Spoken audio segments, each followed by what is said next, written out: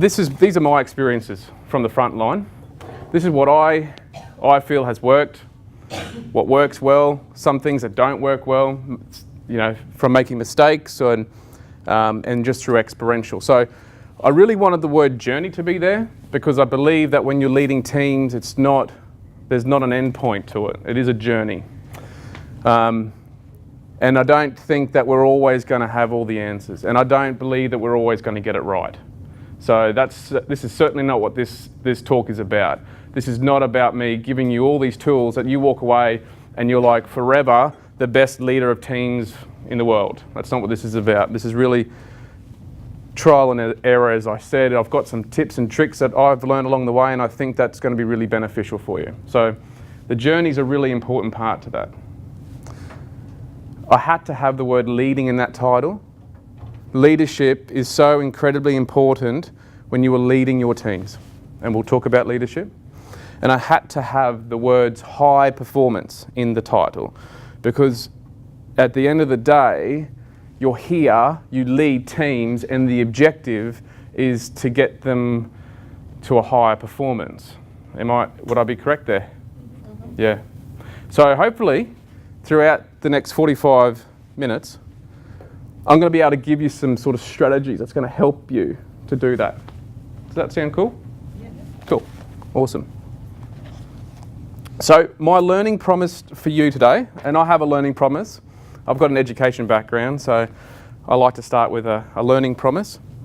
Simply to teach you some of the things that I've learnt over the years of leading teams that will better equip me to better equip you to more effectively lead your team so that their performance outcomes improve, as well as their overall engagement and wellness. I had the word happiness there instead of wellness. I crossed it out and I deleted it and I put wellness in there. Don't be fooled. It's a utopia if we think that we can go into our workplaces and provide a work culture and environment that is happy for our people all of the time. It's just not the reality. So don't aim for that. Aim for, however, wellness of your people. Okay? So that's sort of the bit of a difference there.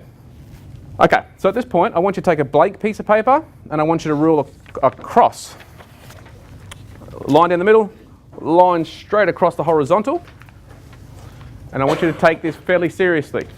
I want you to spend the next 2 minutes, the top left-hand quadrant, I want you to write down all of your current team strengths.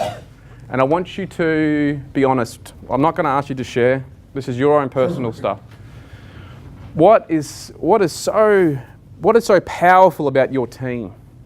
What do you love about your team that you come to work and you're like, thank goodness so-and-so is there, or thank goodness the team did this and they achieved that. What are the things that don't keep you up at night about your team? What are the things that you really feel like they're nailing and you don't need to worry about that particular aspect? Whether it be communication, collaboration.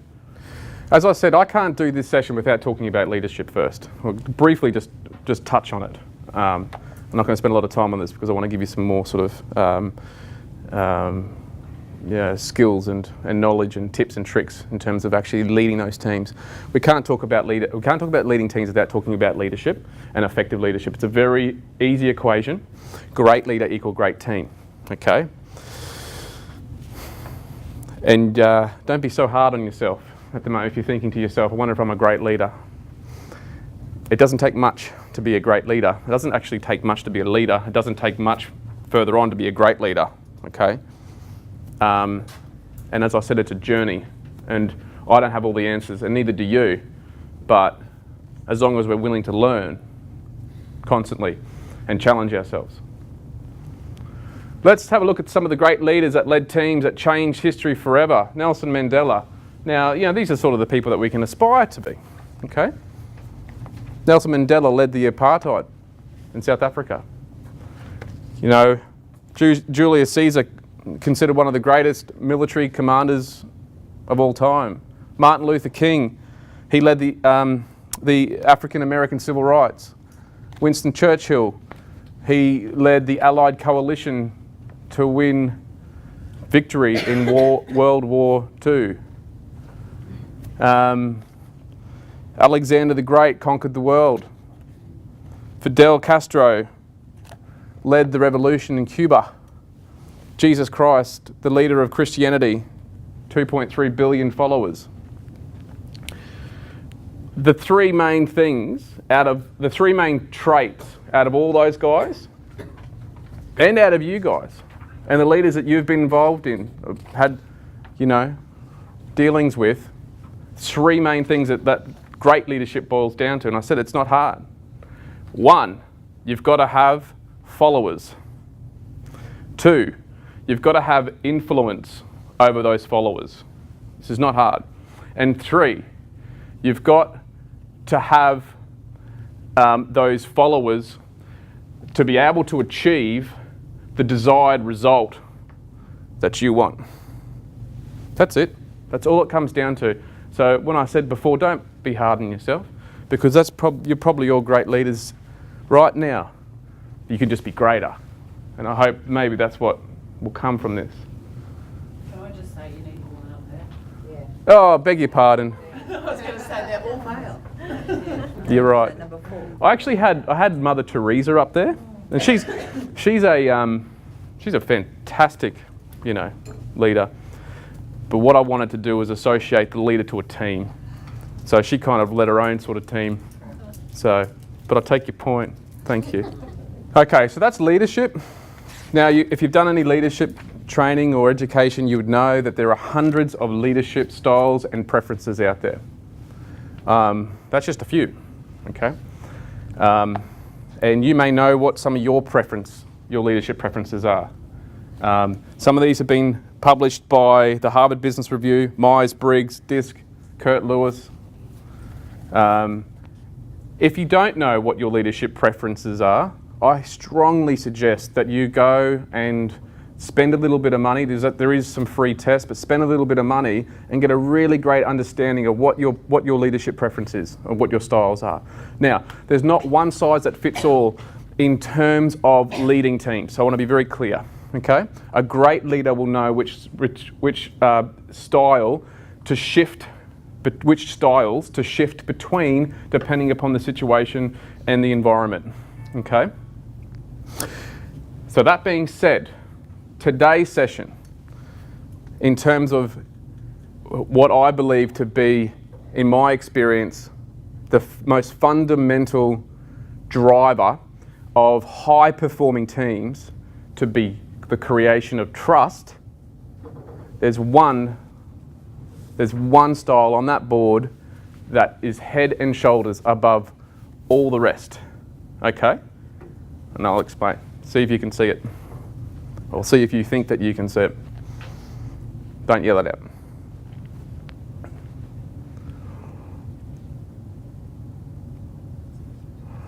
Bottom left-hand quadrant. I want you to write down all your team's weaknesses. You've got 1 minute. I want this to be the thing that you know about, and these are the things that your team is falling short on. This is where they're not meeting the mark. This is the stuff that sometimes you're like grappling with, and you say in your head, "Come on, guys, can it just not be this? Can you not just do this way?" Okay. I love formulas. I don't know why. My brain just does. It likes diagrams and pictures, and I'm a visual person. You give me something through an auditory means, I won't suck it in. I won't learn it. So sorry if you're not a visual person. High-performing teams. That's our end result. That's your end result. So when you walk out of here today, that's your end result. It's all about creating trust. Creating trust through building relationships, through the power of servant leadership. Okay? In my experience, that's how you create trust. Servant leadership, building relationships, creating trust, high performance. Okay? Trust is like the engine. Put it this way. Trust is like the engine that drives high performance. The fuel for the engine is building relationships. The vehicle to allow you to do that is servant leadership style. Did anyone pick out servant leadership on that board? Did you? Fantastic. Cool. So servant leadership, there's a fabulous book written by Mark Miller if you haven't heard of The Heart of Leadership by Mark Miller, I suggest you go and read it. Servant leadership is an approach contrary to conventional leadership in which the leader's focus is not on himself or herself and what they can accomplish or what they can achieve. Rather, the focus is on those being served. Servant leaders do do things other than leaders do. Like same as leaders, they cast vision, build teams, allocate resources, and so on. The big difference is their orientation and their motivation. These make up all the differences in the world. They possess, in another way of saying it, that's their mindset. The servant leader works to help others. So traditional leadership, that command and control, that's outdated now. Although command and control can be very useful in particular situations, such as an emergency situation. Okay? But generally when you're building trust, don't use command and control. Okay? When you want to get high performance, I believe that trust is your biggest weapon, your best weapon. Serving, when we're in a servant leadership style, serving builds relationships. And it builds relationships by two things. When you're in a servant leadership position, and it's hard, and I've been practicing this for about a year or two, and it's difficult, you've got to remind yourself daily, you put other people first, right? One. The second thing that you do in a servant leadership style is that you honour people, okay? When you put people first, you are saying to them that they are more important than you, and you are recognising them, and you are looking at them, and you're seeing them. Your people want to be seen. They want to be heard. They want to feel like they're part of the team, and they want to feel like they are contributing. When you honour people, you honour their skills and their experience and their competence, and that is what drives engagement. Okay. Because they want to feel like they're important and that they are contributing in a positive way. When you say, fantastic result, well done with that. That was excellent, well done. That was a fantastic way of dealing with that situation. Okay? You're honouring them. So servant leadership builds relationships because it puts people first and it honours them. Okay? In my daily ritual, I've got a little thing on my board that says, how am I going to put my staff first today? How am I going to honour someone? How am I going to build trust? How am I going to serve my people today? I'm the leader of my team. I'm not above them. I have authority over them, however, and they'll do as I say. No. I have authority over them, but I do not elevate myself a bit higher than them, and I'm not below them. Okay? I'm with them. However, in servant leadership, you have to be careful with in terms of its style in the situation in which you use it.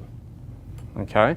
It can be very detrimental, servant leadership, in some situations.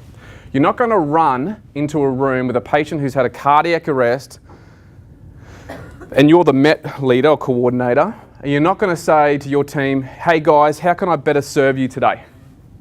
No, you're going to need the command and control hat on, and you're going to say defib, chest compressions, air viva. Okay? So let's just be very clear about that. Servant leadership, building relations, creating trust, high performance. How much trust does your team have in you right now? Ask yourself the question. Be honest with yourself. Every single person in your team, what's the trust speedometer, whatever you call it? Is it 0 or is it flashing out at 180? Guess who's responsible for instilling trust in their people? The leader.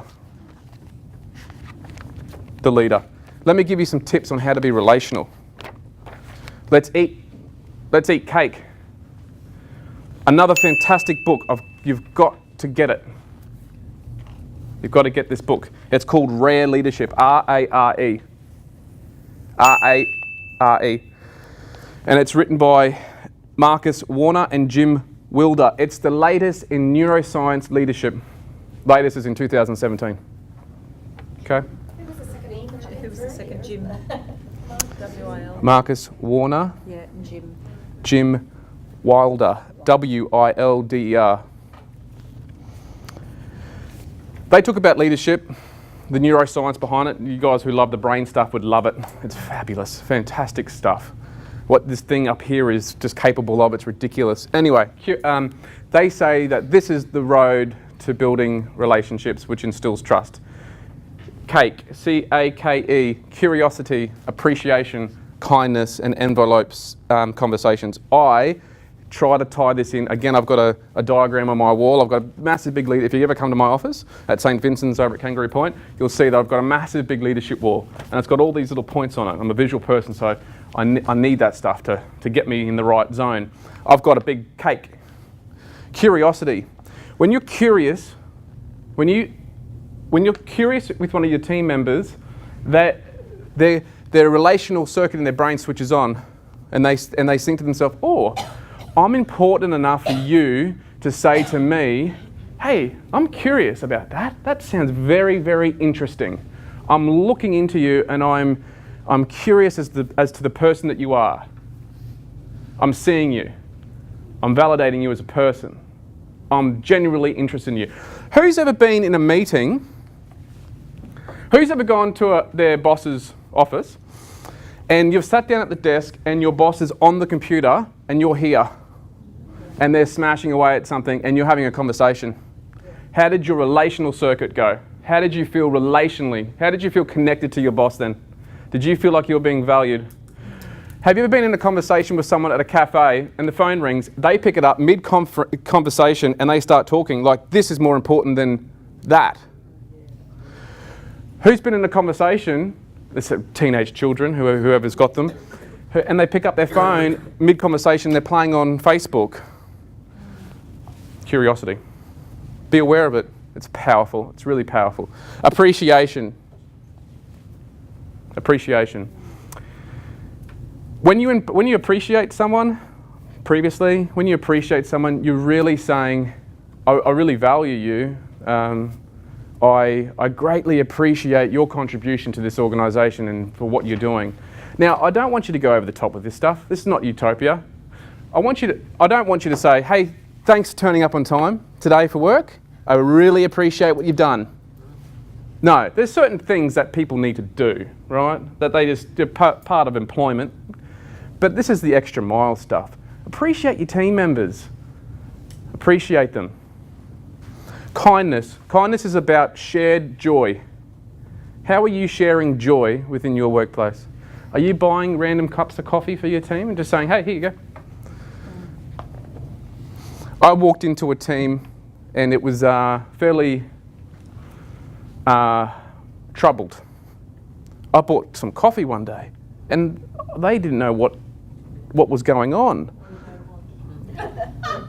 Well, they didn't. They just had no idea. Like, this is coffee. They looked like it was a bomb. Shared joy. How are you sharing joy in your workplace? Envelope conversation.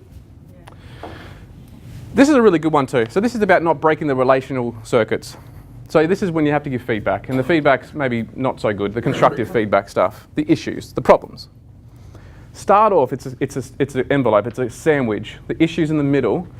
That the beginning is the power of the relationship, and finish it with the power of a relationship. So if I was going to come, it's a negative sandwich. If I come to you and say, hey, how was the game, your netball game on the weekend? Did you win? And you go, oh yeah, it was really great. It was fun. Yeah, cool. That's awesome. Hey, I just got to let you know that there's been a complaint, and we're looking into it, and it's about you. But don't worry. Tomorrow I'll come and have more of a formal chat with you and we'll take a statement, but I'm sure it's nothing to worry about. Where are you playing next weekend? Are you playing down the road? Or what's happening? So you couple it, okay? If I walked in and say, hey, there's been a complaint made against you, it's serious, I'm sick and tired of it, we're going to have to sort it out. That command and control, you didn't really feel too good about that. You get the picture, you're doing a SWOT analysis. So it all comes down to this little guy. Now, I'm not suggesting that you need to have a lion lick your head in order for you to accomplish this power of trust. But how much trust has this guy got? Or how much trust has the lion got? Sorry, tiger. You know, like, that's incredible, isn't it?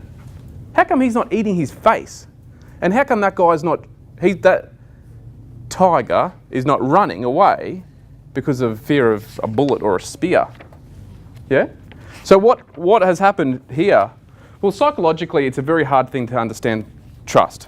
Scientists have done lots of studies about it. What it does is it makes your team believe in you. The more that they can believe in you, the more they're going to follow you. This is the essence of it. The more they believe in you, the more they follow you, the more you'll get out of them. That's why it drives high performance. I came into a team where there wasn't much trust, and there wasn't particularly much trust with me, and that was a fair call. Okay? And the reason is, actually I'll go through that in a minute. That's the power of trust, and it's about, because these guys had a relationship together. They grew up together. That's what it boils down to. So when you are about to trust something, you make two decisions. You're doing an analysis of what the risk is and what the intention is, or the motivation. Okay? The risk is, will I die? Your brain, the primitive part of your brain, is geared up for fear and to be fear-focused or threat-focused. It doesn't want to die. It doesn't like to be hurt. Okay? So it's really saying, what's the risk? Is it too much or too little? Okay? The intention or motivation is based on the 3 C's. And you've been analysing me. You've done this already in your brains. You might not even be aware of it. The risk? There's no risk. What's the risk? That I'm teaching the wrong content? Oh, well, you can just throw it out when you go home.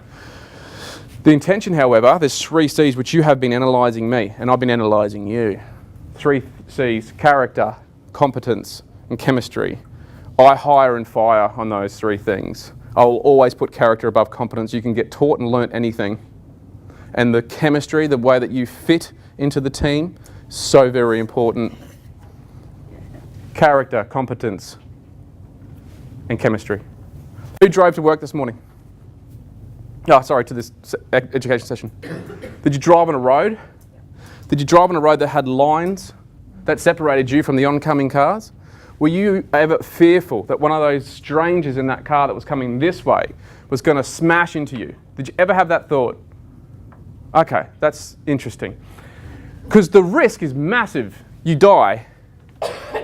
Your analysis of their character, competence, and chemistry, you way down as well, because you don't know them, they're strangers. So you should have been really fearful, and this is what I mean, it's a hard thing to understand. What if, however, you stopped one of those people that was driving past, you said, hey, stop, here's the keys to my car, here's the keys to my house, it's blah, blah, blah, blah, blah street, go let yourself in. Would you do that? Why? The risk, and the competence, and the character, and the chemistry. So you, in your team, are being analysed as a leader all the time, and it's your responsibility to ensure that this stuff works. If you are not driving, if you are not creating trust within your teams, you've got no hope of driving that high performance, and it's up to you to be able to do that. And it's a very, very hard thing to do.